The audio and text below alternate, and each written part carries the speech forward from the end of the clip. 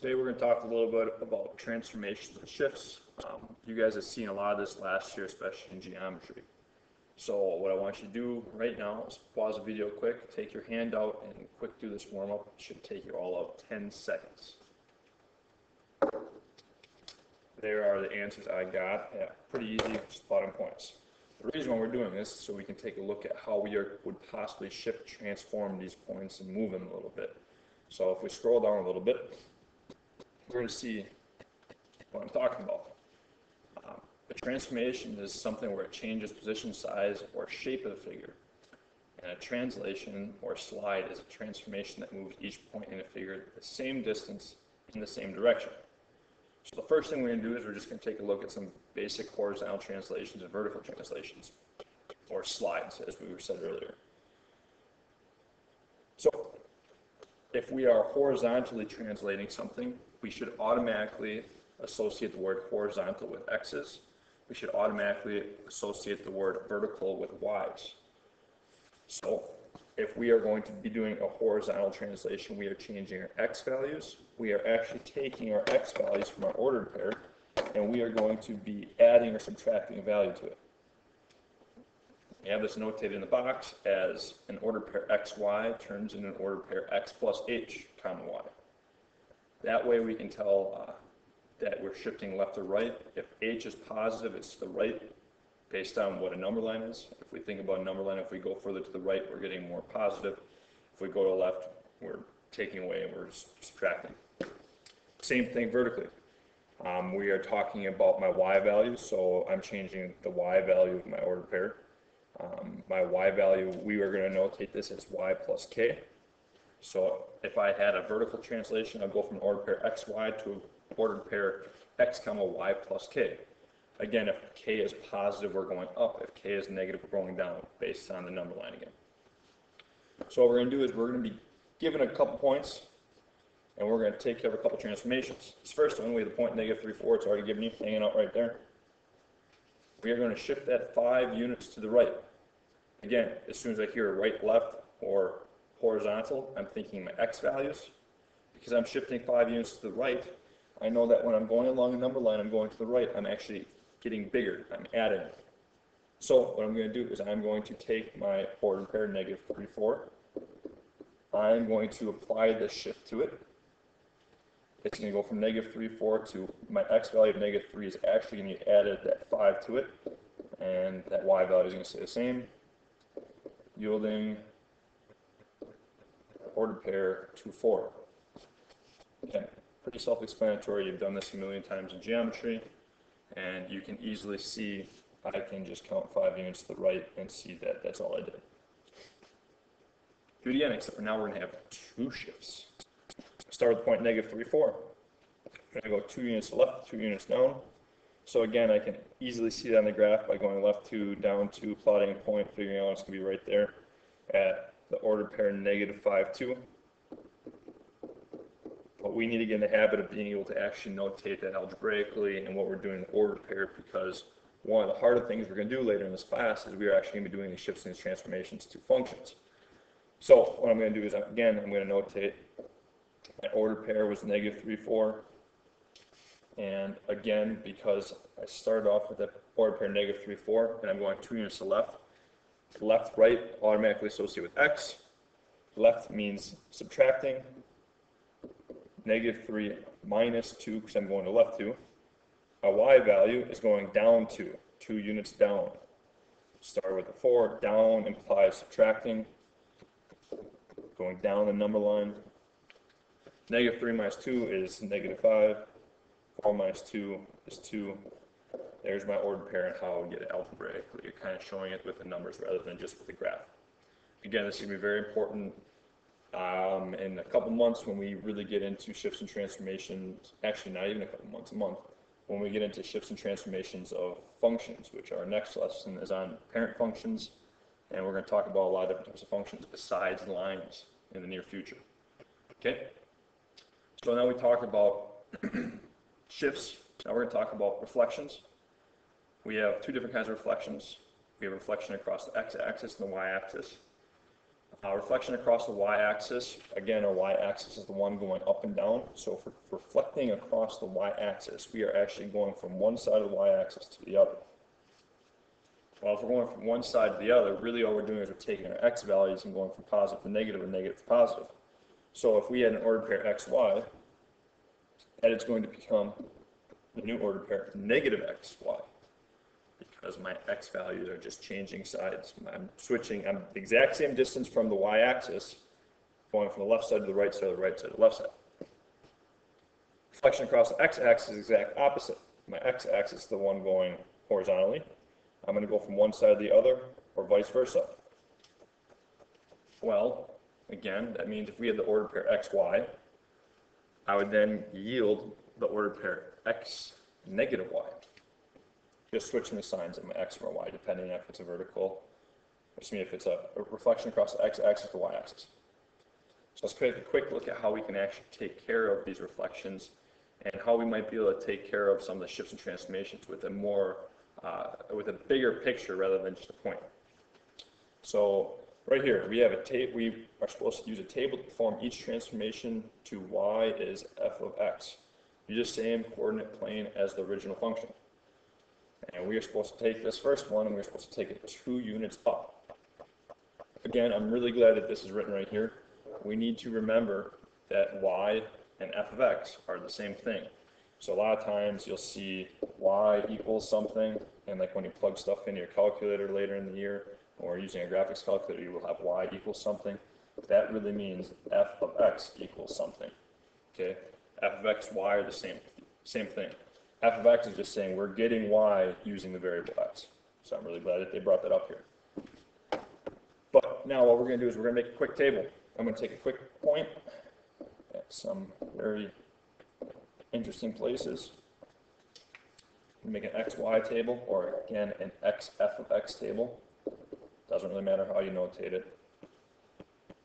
These points I have are -4, -2, -2, 0, 0, -2, 2, 0, and 4, -2.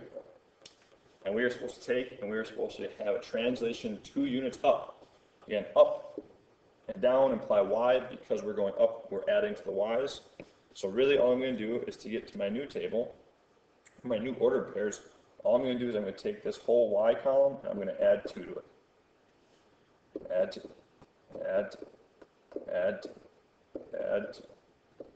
2. My new ordered pairs are then -4, -2 plus 2 is 0. -2, 0 plus 2 is 2. 0, -2 plus 2 is 0. 2, 0 plus 2 is 2. And 4, -2 plus 2 is 0. I'm going to go ahead and take that up top, show it with a different color pen. I'm going to show where we ended up. We had -4, 0. We had -2, 2. We had 0, 0. We had 2, 2. And we had 4, 0. Again, as you can see, we have the same exact shape, just taken and shifted up. We use a table to show that algebraically, but you could have actually just taken those points and moved them. We're going to do the same thing with the reflection across the x-axis. Well, I'm going to use the same exact points from over here. I'm actually going to keep the table the same. I'm going to go right down the line here. We have those same exact points to start with. -4, 2, -2, 0, 0, -2, 2, 0, and 4, -2. We're going to reflect across the x-axis. Again, the x-axis is this guy right here. If I'm flipping over my x-axis, if I'm reflecting across my x-axis, I'm taking all my y values and changing the sign. In this case, it looks like I'm taking it, flipping it up top. All my y values are getting the signs changed. Which means, over here, I am going to take my y values and multiply them by -1. Or just put a negative sign or change the sign of them. So my new ordered pairs are -4, 2, -2, opposite of 0 is still 0, 0, the opposite of -2 is 2, 2, the opposite of 0 again is still 0, and 4, 2, the opposite of negative 2 is positive. I'm going to go ahead and plot those points. Negative 4, 2, negative 2, 0, 0, 2, 2, 0, 4, 2, and there we have it. It's been reflected across the x-axis. Excellent. Moving on. Stretches and compressions. This is where it's slightly difficult because now we are actually changing the shape a little bit. We're not just taking it, flipping it, shifting it. We're taking these functions or we're taking these points, and when we stretch them, we're going to actually change its original shape a little bit. So,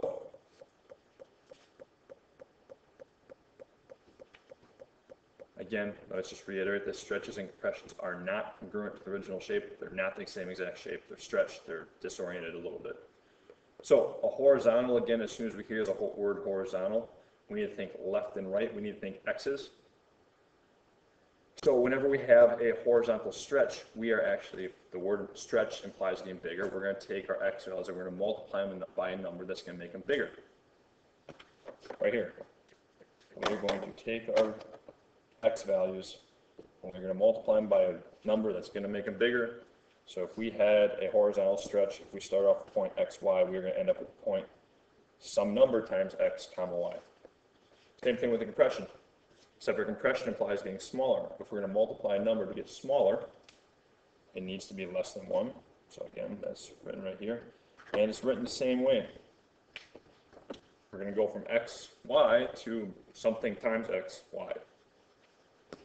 The only thing that changes is when we're talking about vertical, we're talking about the y's. So the variable we oftentimes use for y's, for vertical, is a. If we have a vertical stretch, we're going to take our y values and we're going to multiply them by something that's bigger than 1. Stretch again implies getting bigger. So if we start off with point xy, it's going to become point x comma a times y. The same thing with the compression, it's just that number happens to be between 0 and 1, so that when we're multiplying, that number gets smaller. Great. Now, let's take a quick look at an example. Use a table to form a horizontal stretch of function y is equal to f of x by a factor of 3. So, two things that stick out here. Horizontal, factor of 3. Horizontal means left and right, which means x. Factor of 3 means multiplying by 3. Graph the function and the transformation on the same coordinate plane. Well, luckily for me, I already have a graph of the function. From this function, I'm going to take a couple points. I'm going to take the point 0, 0. I'm going to take the point negative 1, 3. That looks like a good point. Another good point looks right there at 2, 2, and possibly 3, 2 as well. So I'm going to make a quick xy table. Again, I had negative 1, 3. I had 0, 0. I had 2, 2. And I had 3, 2. I am going to be doing a horizontal stretch. Horizontal means x, stretch means bigger. I'm multiplying by a factor of 3. So all I'm going to do is I'm going to take my x values and I'm going to multiply these guys by 3. Which means my new points are negative 1, negative 1 times 3, 0 times 3, 0, 2 times 3, 2, and 3 times 3, 2. Again, there's my stretch factor, that 3 right there. The negative 1, 0, 2, and 3 right here are just the x values I started with. Just do a quick little bit of multiplication. My final points for my stretch are negative 3, 3, because negative 1 times 3 is negative 3. 0 times negative 3 is 0, so I have the point 0, 0.